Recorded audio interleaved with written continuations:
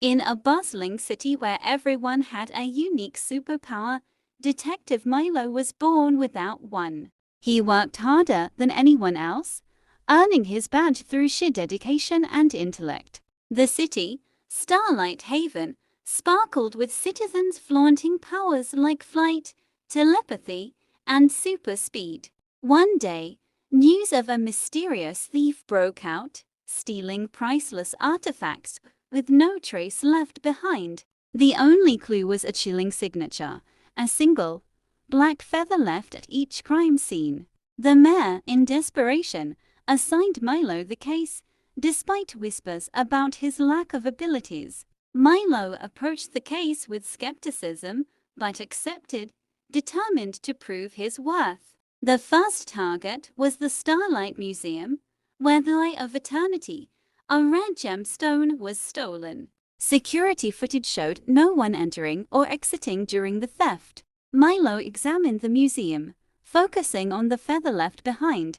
A DNA scan revealed the feather was artificially created, not from any known bird.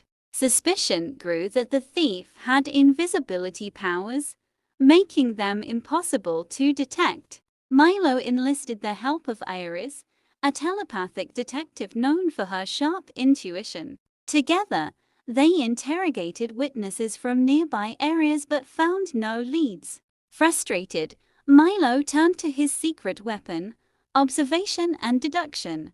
He reviewed security footage frame by frame, noting minor disruptions in airflow. These distortions hinted at an invisible figure moving swiftly through the museum. Milo theorized the thief used advanced stealth technology to amplify their powers. Meanwhile, another heist occurred at the bank of Starlight Haven, targeting its golden vault. This time, the thief left a challenge, scrawled in golden ink. "Catch me if you can." Milo pieced together the thief's pattern, realizing the crimes targeted symbols of power and wealth. Iris tapped into the minds of onlookers but found only fragmented thoughts and confusion. The duo concluded the thief also used mind manipulation to erase memories of witnesses. Milo visited a reclusive scientist, Dr. Kale, known for creating anti-invisibility tech. Dr. Kale provided special goggles that could detect distortions in light and air. Armed with the goggles, Milo staked out the city's largest jewelry exhibition. Hours passed and nothing seemed amiss, until Milo noticed faint ripples in the air. He signaled Iris to follow, keeping their movements discreet. The ripples led them to a shadowy figure, moving silently toward a display case. Milo activated the goggles, revealing a hooded figure holding a futuristic device. The thief turned, realizing they had been spotted, and bolted for the exit. Iris used her telepathy to alert nearby officers, creating a citywide pursuit. The thief moved like a ghost, evading every trap with precision.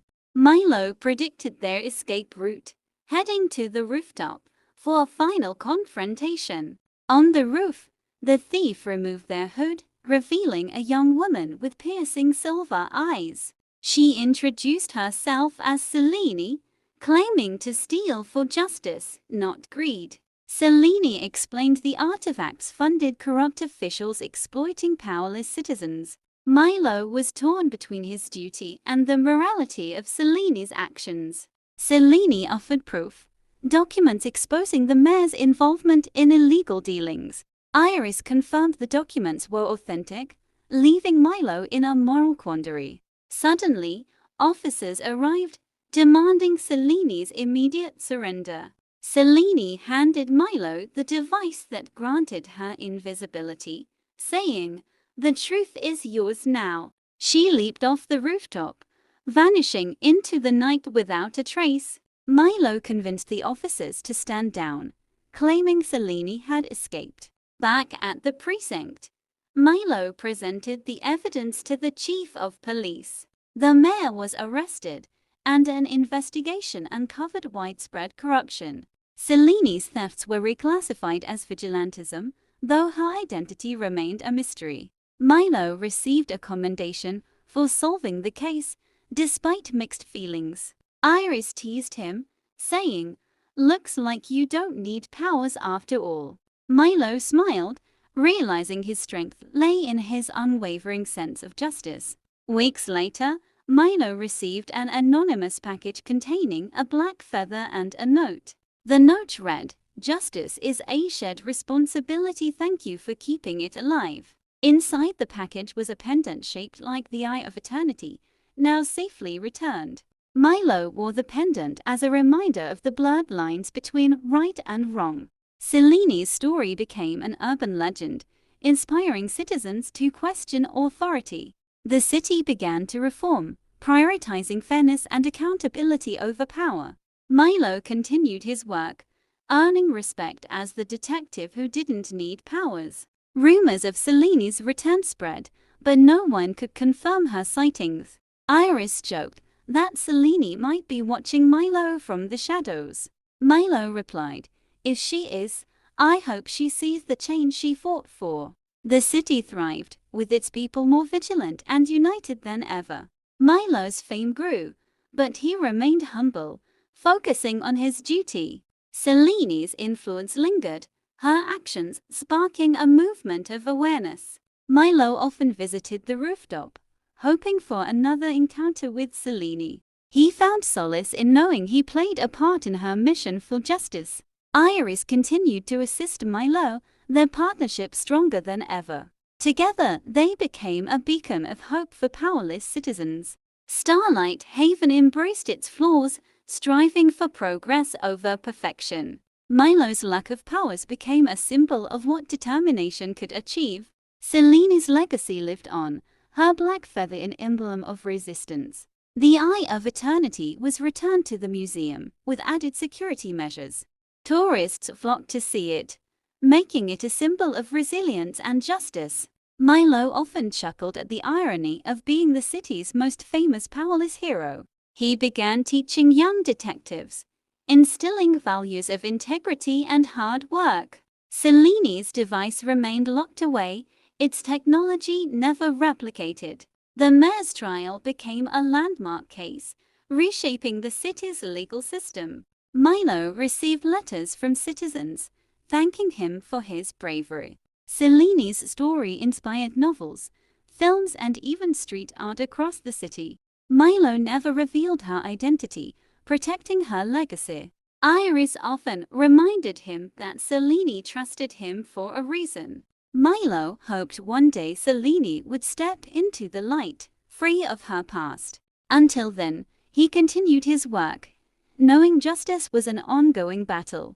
On the anniversary of the rooftop encounter, Milo found another black feather. It was tucked inside a book on justice reform at the public library. The gesture reaffirmed his belief that Selene was still out there, watching. Milo smiled, whispering, "Thank you, Selene." The city's skyline sparkled with renewed hope and promise. Starlight Haven's story became a global example of transformation. Milo remained its humble guardian, proving heroes come in all forms.